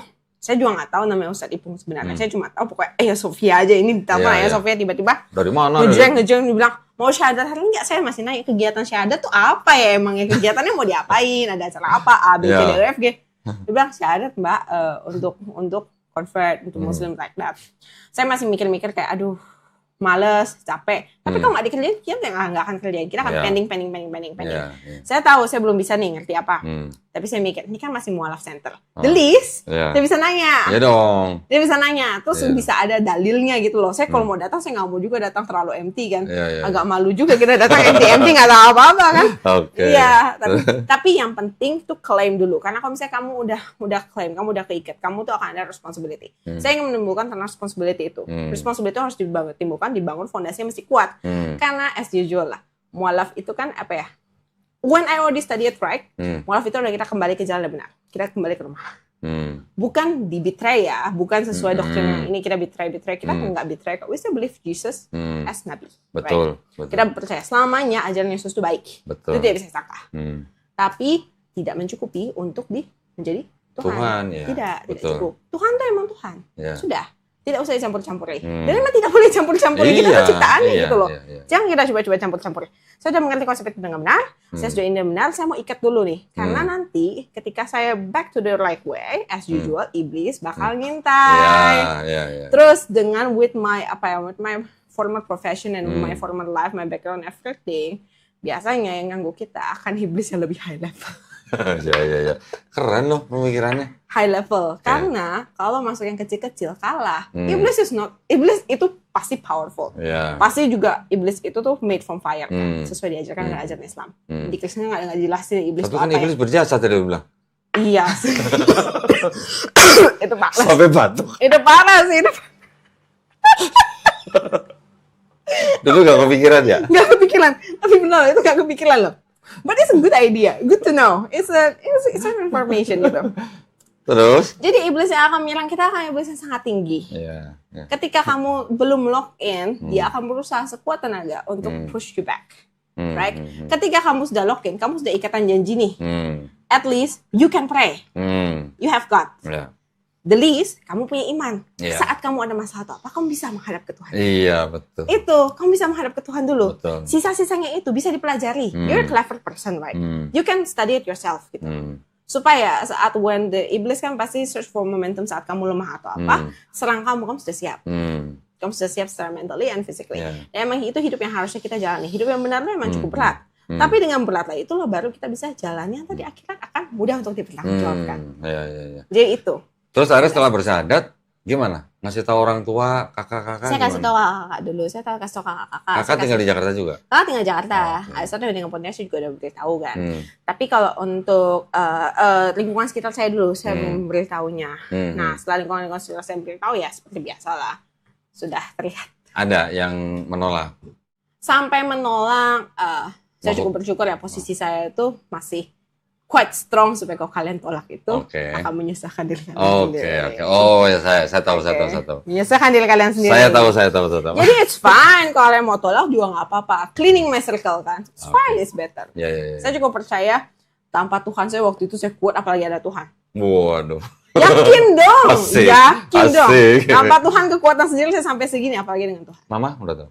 Mama saya beritahu kepada kakak saya karena saya dengan mama itu we don't contact. We already lost contact for quite a long years, around 7. Semenjak saya di Jakarta, lost contact because their family from mother is quite ada KDRT. Ada ya. Jadi sekarang mama belum tahu atau udah tahu? Semoga sudah tahu dari cici saya. Dari cici ya. Karena saya memberitahu. Kalau memang saya tidak bisa beritahu langsung, saya beritahu dengan yang sebelahnya. Supaya ada penyebaran informasi. Saya yakin akhirnya juga akan tahu. Ntar juga saya akan di DM dan lain-lain. Tapi it's fine. It's fine to us. It's fine to open up. Kalau dia tidak menerima, dia ingin memberikan konsekuensi apapun juga. By the end of the time, we are the same human.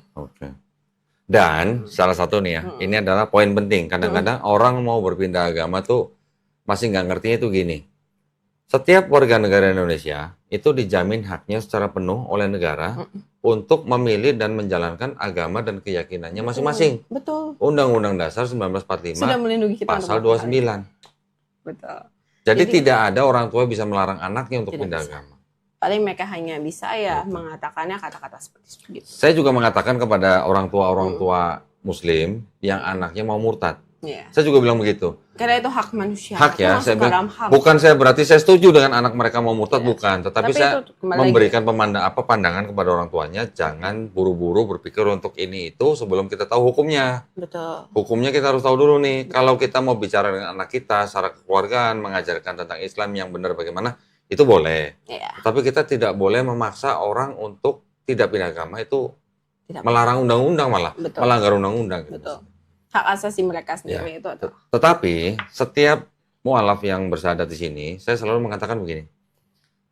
Kalau sebelum jadi Muslim kamu sudah sayang dan hormat kepada orang tua kamu, ya, terutama kepada ibu kamu, setelah menjadi Muslim kamu harus lebih sayang dan lebih hormat kepada ibu kamu. Iya. Itu yang saya Harus selalu betul. pesenin ya. Betul. Karena di Islam kita menghormati ibu Iya. kadarnya 3 kali lebih tinggi daripada bapak. Betul belum? Iya. Nah, Betul. Ya. Betul, itu betul. dan mungkin kalau memang belum pernah dengar, jadi segini. Di Islam kita percaya begini. Setiap roh dan jiwa manusia, ya, sebelum kita jadi manusia ini, Iya. kita sudah berikrar di depan Allah Subhanahu wa taala. Dulunya sebelum kita jadi manusia. Kita sudah berikrar kepada Allah Subhanahu wa taala bahwa Rob kita, Tuhan kita adalah Allah Subhanahu wa taala. Setelah kita menjadi manusia, kita sudah lupa, memang dilupakan. Memang. Iya. Nah, jadi ketika seseorang itu seperti Jesslyn kemarin berikrar, mengucapkan 2 kalimat syahadat, itu sebenarnya Jesslyn sedang berikrar ulang. Gitu. Dan setiap bayi yang lahir, itu fitrahnya Muslim. Muslim artinya orang yang berserah diri hanya kepada satu pencipta. Jadi kadang orang masih suka, mungkin kalau teman-teman saudara-saudara Kristen itu masih bingung membedakan antara Muslim dan Islam. Islam ajarannya, Muslim orangnya. Gitu ya. Orang masih suka terbalik-balik lah ya. Jadi setiap bayi yang lahir, dia fitrahnya adalah seorang Muslim. Dia menjadi Yahudi, Kristen, Majusi oleh orang tuanya. Tetapi ketika bayi itu nanti besar, mengenal Islam, menerima Islam, bahkan sampai masuk Islam, seperti kita ini, kita sebenarnya kembali kepada fitrah kita sebagai manusia. Intinya sebenarnya begitu. Ya. Betul. Dan alhamdulillah kalau Jesslyn kemarin sudah bersyahadat, berarti semua dosa-dosa. Semua dosa sudah dihapuskan. Tetapi kebaikannya tetap dicatat loh. Kebaikan tadi. Iya. Aku kemarin gak dibilangin ya? Enggak. Ada yang ketinggalan berarti. Dosa Jesslyn dari akil balik sampai bersyahadat, dosanya insya Allah dihapus. Kebaikan dari akil balik sampai bersyahadat tetap dicatat sebagai kebaikan. Pahala kebaikan. Ya dong, masa kita, kalau kita istilahnya dosa cuma dosa doang dihapuskan, itu pahala-pahala saudara-saudara kita yang Muslim dari lahir, kan mereka sudah numpuk nih. Nah kita nggak punya tabungan gitu, tega amat gitu. Nah itu modal awal. Itu adalah modal awal kita, ya, kebaikan kita dari sebelum kita menjadi Muslim, tetap. Pernah menolong orang miskin, tetap dianggap sebagai pahala kebaikan. Diberi pahala kebaikan. Jangan khawatir gitu ya. Dosanya hilang gitu. Nah sekarang tugas kita apa? Kita sekarang bertugas mengejar ketertinggalan, menumpuk pahala dengan saudara Muslim yang dari lahir. Itu yang harus kita kejar. Kalau saya ngejarnya di tikungan nanti. Buat siapa? Buat Jesslyn. Berarti kemarin kan sebenarnya kan pergulatannya cukup berat ya. Sampai ke psikolog ya. Tapi bagi saya santai. Karena hidup saya berat. Oh gitu. Tetapi akhirnya akhirnya kita sadar. Saat kita release it, kita baru sadar kondisi aslinya itu begitu. Oke. Jika tidak kasih. Maksud saya, pada waktu sebelum mengambil keputusan untuk menjadi seorang Muslim, berat ya. Berat lah. Kita nggak tahu mau kemana, kita nggak mau tahu arah kemana, kita juga dimasukin agama lain juga kita tidak bisa kan. Iya, very goodly saya masih ada logika. Oke, sekarang saya mau nanya. Kalau orang Kristen percaya Yesus Tuhan karena Yesus pernah jadi manusia. Betul. Orang Kristen dulu pasti pernah dengar gini dong, pendeta pernah mengatakan Tuhan itu maha kuasa, ya. Karena dia maha kuasa, kita tidak boleh membatasi kuasa Tuhan. Ya. Jadi Tuhan karena maha kuasa, dia bisa berkuasa menjadi manusia. Betul? Betul. Sekarang Jesslyn, jadi orang Kristen kan percaya Yesus sebagai Tuhan karena Yesus pernah jadi manusia. Karena terlihat. Sekarang udah jadi Muslim, Allah Subhanahu wa Ta'ala tidak terlihat. Gimana? Harusnya Allah itu tidak bisa terlihat dengan mata kepala kita supaya kita tidak mengawang-awang sesuatu. Bahaya karena saat kita melihat ada representatif, oh misalnya ini badan tubuhnya seperti ini, mukanya seperti ini, bentuknya seperti ini. We will trust it a lot sampai kita melupakan bahwa kita harusnya trustnya itu keimanannya kita, bukan bentuknya. Bentuknya dan harusnya Allah itu kita tidak bisa melihatnya. Kalau bisa terlihat, kasihan yang buta ya. Iya, betul. Kasihan yang buta. Berarti nggak adil gitu ya? Nggak adil, tidak adil ini ya. Dan istilahnya begini, Allah itu emang harusnya tidak bisa kita bayangkan seperti apa. Manusia mana yang punya kemampuan untuk bisa sesuatu yang ada kan tidak harus bisa dilihat. Betul kan? Iya, betul. Matahari bisa. Kita bisa lihat, berapa lama kita bisa melihat? But you cannot see it directly kan, tidak bisa. Makanya. Jadi kayak kuasa jika sudah tertinggi adalah harusnya kita tidak bisa melihatnya lagi. Angin ada ya, tapi Tapi kan kita bisa nggak bisa melihat angin. Betul, tapi betul. ada anginnya. Betul, ada. Otak ada nggak otak? Ada. Bisa lihat nggak? Nggak bisa. Nggak bisa, tapi kita percaya ada otak kan? Iya. Kita punya otak kan? Kita punya otak begitu. Kurang lebih begitu. Jadi kita tidak harus bisa melihat untuk percaya bahwa Allah Subhanahu wa Ta'ala itu ada. Tidak perlu.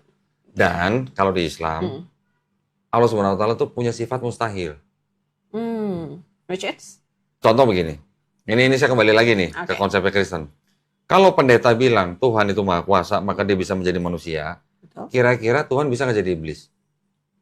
Bisa. Bisa. Benar. Kalau berdasarkan konsep Kristen bisa dong. Iya.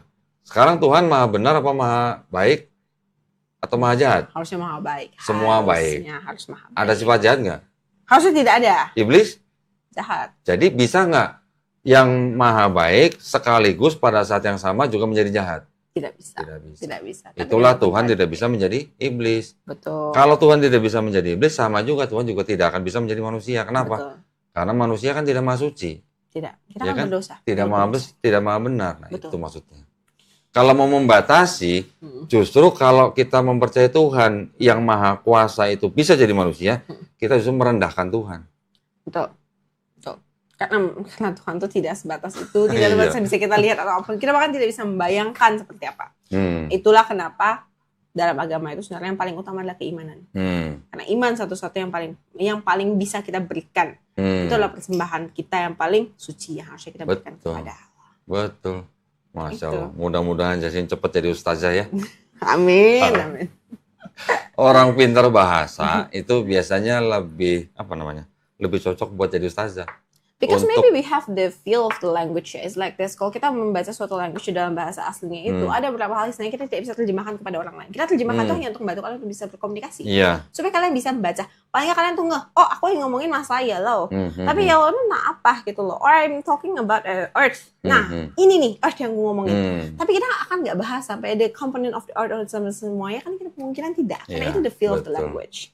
Itu juga kenapa saat kita membaca language kalau misalnya yang udah mulai kontradiktif nih kayak ini apaan like. Oh ya, di video yang kemarin sama Ustadz Ipung sempat nyebut-nyebut perjamuan kudus ya. Ditanya tuh kan roti sama anggur asalnya dari mana? Betul. Belum tahu ya? Belum. Belum tahu, tapi setahu ya kita yang diajarkan ya dengan bapak-bapak kita yang lamanya. Itu karena ada perjamuan kudus dengan murid-murid Yesus. Perjamuan terakhir. Yohanes 6 ayat 51 sampai 54 kan? Iya. Inilah tubuhku, inilah darahku. Makanlah tubuhku dan minumlah darahku untuk mengenang atas aku. Betul. Barang siapa makan makan tubuhku dan minum darahku akan memperoleh hidup yang kekal. Betul. Itu mirip dengan coffin text, tau nggak coffin text? Teks di atas peti mati. Ya. Coffin text namanya. Inskripsi mengenai siapa? Dewa Osiris. Dewa Osiris, tubuh dan darahnya juga dilambangkan dengan roti dan anggur. Barang siapa makan tubuh dan minum darah Osiris memperoleh hidup yang kekal. Tapi itu dia, itu konsep yang for me you should not touch that. itu akan itu akan menggeserkan iman kita sekali. Hmm. A lot of people I see, mereka akan lebih menganggungkan roti dan anggur dibanding iman. Yeah. Maksudnya kan nggak boleh. Roti dan anggur itu is just part of the tradition, maybe. Oke. Mungkin hanya part of tradition. Ya, tapi menurut saya gini, orang Kristen tidak menyembah roti dan anggur. Iya. Mereka tetap menyembah Yesus, Bapa dan Roh Kudus sebagai satu Tuhan. Betul. Tuhan yang esa. Iya. Tetapi pernah mikir nggak dulu waktu sebagai Kristen, kenapa kok pribadinya cuma 3 gitu? Nggak boleh. Hah? Tidak boleh berpikir seperti itu. Kenapa nggak 5? Kenapa nggak 10? Kenapa nggak 20? Kenapa nggak 100?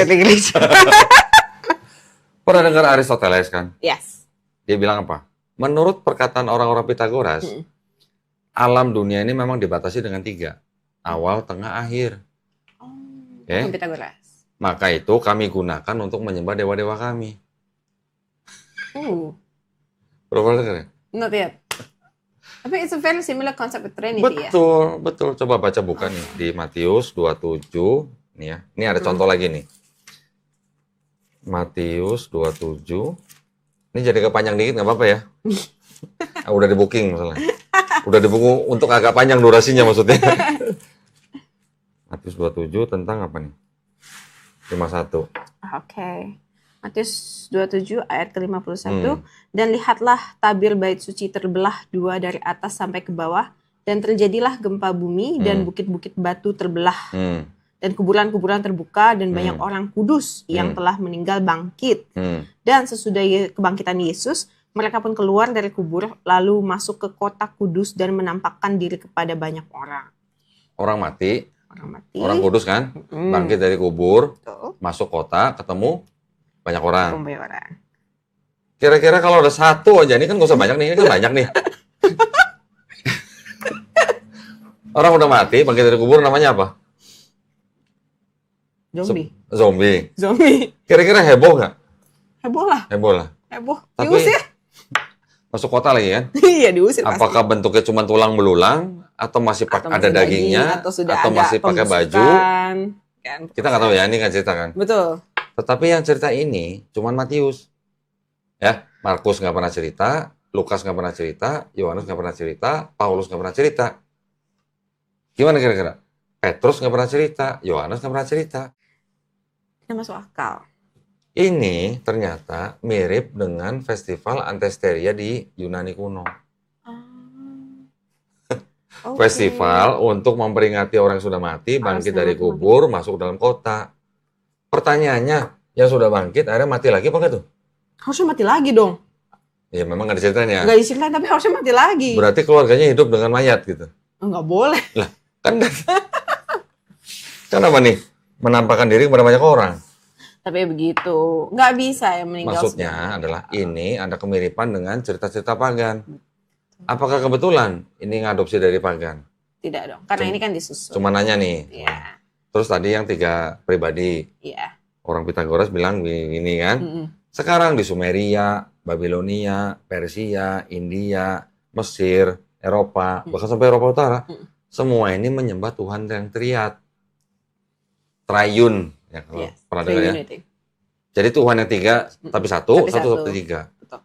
India kan Trimurti. Iya. Di Babilonia tuh ada Namrus, Tamrus, Semiramis. Itu trinitas juga.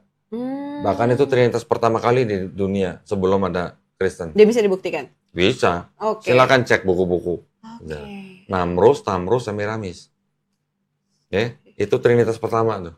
Di Sumeria juga begitu. Mereka menyembah dewa-dewa yang 3. Di Persia juga begitu. Ada Harumazda, ada Mitra, dan segala macam. Jadi a little bit similar ya jika dibandingkan ada trinitas-trinitas yang lain juga. Di Mesir ada siapa? Ada Osiris, ada Horus, Ra. Ya. Osiris, Isis, sama Ra. Prinsipnya semua sama 3. Dewi Madonna, memang dewinya 1, tapi mukanya 3. Tetap 3. Semuanya 3 gitu. Nggak ada yang 4, nggak ada yang 5, nggak ada yang 10. Jadi ada kesamaan-kesamaan di mana itu it seems like it's adaptable. Yes. Right. Kemarin saya baru posting 1 buku itu. Will Durant namanya. Dia bilang, Kristen tidak menghancurkan paganisme, tapi mengadopsinya. Nah, ide mengenai ketuhanan Trinitas datangnya dari mana? Dari Mesir. Jadi ada kemungkinan besar memang ada di adopt karena idenya berasal dari tempat situ. Betul. Nah, di Quran ada ayat di At-Taubah ayat 30, kaum Yahudi menyebut Uzair putra Allah. Uzair. Kalau di Bible Ezra. Beda-beda ya? Ya itu hanya istilah aja ya. Ibrani dan Arab ya. Betul. Di sini tapi Ezra. Kalau misalnya dengan teman Kristen kita akan dibilang berbeda orangnya kan. Di sini Ezra, di Quran Uzair. Oke. Kemudian kaum Nasrani menyebut Isa putra Allah. Oke. Mereka mengatakan itu berdasarkan orang-orang kafir sebelumnya. Siapa orang-orang kafir sebelumnya? Ya itu tadi. Yang sudah menyembah Tuhan yang 3 tapi 1 tapi 3. Jadi ada banyak adaptasi yang dilakukan gitu. ke dalamnya. Ini yang nulis anak misionaris nih. The paganism in Mau bacanya tertahan. Christianity. Karena tidak akan diakui. For forever and after there's a lot of denialism. Denialism in Christianity itu kita diajarkan cukup. Lambang salib dari mana? Dari kuil Serapis di Mesir. Which belongs to? Dewa Serapis. Dewa Serapis adalah Tuhan yang diangkat oleh Raja Ptolemy. Jadi tidak heran kalau kita tidak tahu Tuhan kita memang sebenarnya a lot of us maybe doesn't know our God. Nah, itu. Ya, jadi tadi ada roti dan anggur. Ternyata udah ada di zaman Mesir. Berapa ribu tahun sebelum Yesus. Satu lagi gua belum kasih lihat. Bentar ya, sebelum. I believe no. Jangan kaget ya. Jangan kaget ya. Yeah. There were 16 crucified Savior. 16! So, God, maksudnya Yesus bukan satu-satunya yang disalibkan untuk menjadi juru Yesus selamat. ya, dalam dunia modern sekarang yang terakhir malah. Ini sebelum ada Yesus, jadi kan judulnya Christianity Before Christ. Yes. Konsep Tuhan yang mati kemudian bangkit menjadi juru selamat. Itu adalah konsep yang disebut dengan Christianity Before Christ gitu. Sebelum ada Yesus sudah ada konsep-konsep seperti itu. So it's very possible for adaptations itu banyak dilakukan from the previous concept untuk menggambarkan. Ya inilah yang disebut dengan orang-orang kafir sebelumnya di surat At-Taubah ayat 30. Tapi sekarang orang Kristen kan sangat menolak kalau bisa dibilang kafir kan rasanya seperti yang gini, kafir sama pagan itu beda. Oke. Kalau yang menciptakan kata pagan itu siapa? Itu malah orang Kristen sendiri pada zaman awal. Iya. Orang Kristen menyebut orang-orang yang tidak mau percaya Yesus sebagai Tuhan dan Juru Selamat, mereka sebut pagan. But actually if we don't really read it, kita misalnya kayak, like I never read paganism, like the book yang about Christianity, the paganism, atau kayak paganism yang berkaitan dengan Christianity because it's quite salah dosa untuk kita melakukannya kan. Tapi if we just think logically a little bit like this, and then you read some stuff outside, Om pasti bisa melihat kesimilarity-nya. Betul. Karena tinggi. Betul. Tingkat kesimilarity itu sangat tinggi. Betul. Dimana sampai at one point, if you just open your eyes a bit, jangan cuma dibutakan, because you follow another people, bisa kelihatan. Pendeta akan bilang begini, itu hanyalah kemiripan superficial katanya. Tapi it cannot be, karena tertulis. Iya. Oke, dibilang superficial, tapi banyak sekali gitu yang mirip. Iya, betul. Gitu. Dan tertulis. Kalau 1, 2, oke lah, kebetulan itu mah. Tapi kalau banyak, masa kebetulan gitu maksudnya. Jadi ya gimana ya? Kayak contoh misalnya gini, tadi kan triad ya Tuhan, itu udah mirip semua.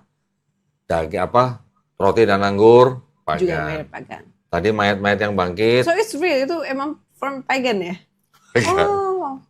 Because karena previously my konsep aku menyamakannya itu karena memang I quite read the pagan, tapi ajaran pagannya, not about the Christian ya. That's why we can came to the conclusion bahwa roti dan anggur itu. Tapi gabungan ya, Jess, gabungan ya antara paganisme dan Hellenism. Tuh iya dong. Tadi kan Bible itu bilang ini paganisme, ini Hellenisme nih. Paganismenya itu diambil dari konsep 3 Tuhan yang satu, ya. 3 Tuhan satu. 3 tapi 1 tapi 3. Itu dari paganisme. Tetapi konsep Hellenismenya kan juga nggak ketinggalan. Iya. Biasanya ini percampuran 2 konsep yang jadi hard to say this Holy Bible. Ya. Ini saya berbicara berdasarkan buku ya, bukan asumsi saya loh. Iya. Ya. Betul. Ini buku-buku ini juga mengatakan hal yang demikian loh. Jadi bukan asumsi saya Jangan nggak berani dapet, asumsi sendiri loh. Semua ada di sini. Jadi kalau para pemirsa mau baca silakan, bisa tunjukin Iya. bentar. Ini yang nulis Arthur Weigel. Paganism in our Christianity. In Yes. our loh ya, bukan in there loh ya. Yes. Berarti kan dia juga orang Kristen nih. Iya. Dia ngaku bahwa di dalam agama dia ada paganisme.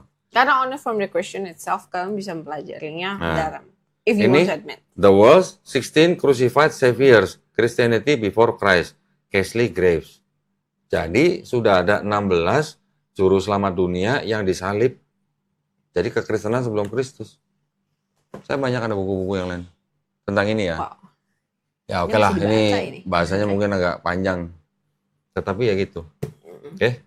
Oke. Saya senang sekali Jesslyn bisa datang ke tempat ini ya. Saya lebih terima kasih 1 jam sekali. setengah, Mas. Saya lebih kesempatan ini banget memang. Oke, It's nah very nice. gini maksud saya. Boleh dong kasih pesan dong buat penonton-penonton yang muslim maupun yang belum muslim. Saya sebutnya belum muslim bukan non muslim. Baik. Belum muslim artinya dia suatu waktu bisa muslim. Amin. Silakan dong, silakan. Okay. In conclusion sih, it's like this. If you say, kalau misalnya kita mengatakan we want to choose our religion, please choose it wisely. Please don't just choose it karena karena saya ngikut orang. Karena memang, for example, you married or just because it's from your parents gitu. By the end of the time, the religion it's for yourself. It's for your own safety. Yang untuk keselamatannya kita. Pada saat kita di akhirat itu, pertanggungjawaban itu hanya milik kita. Dan ini, you are given, God already give us logis, Yes. our brain. Ya. Itu harus dipakai. Ya. Kalau God memberikannya, terus Anda tidak memakainya, Anda membiarkannya, cuma bilang, ya sudah ikutin orang because it's easy, it's simple.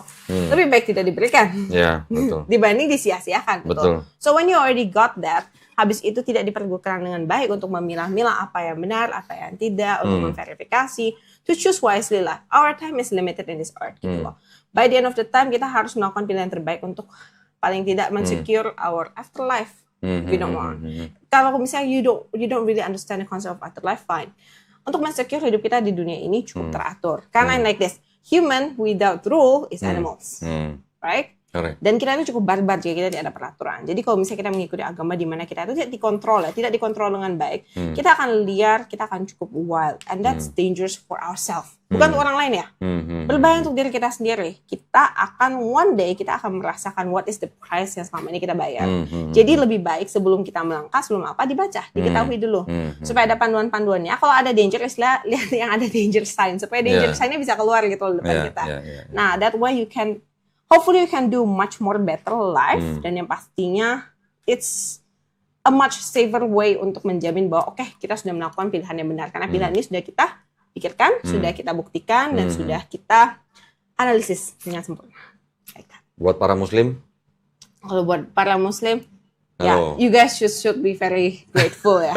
Kalian kalau para Grateful, muslim ya. harus sangat grateful karena like this kesulitan-kesulitan para mualaf seperti kita, and we have to fight out first. Ya. Fight out, habis kita fight out, kita masih harus di-fight dengan semua orang, dengan another people yang tidak menerima, karena ya seperti begitu. Ada doktrin-doktrin dari luar yang akan melimit us. Tantangan kita itu sudah sangat berat.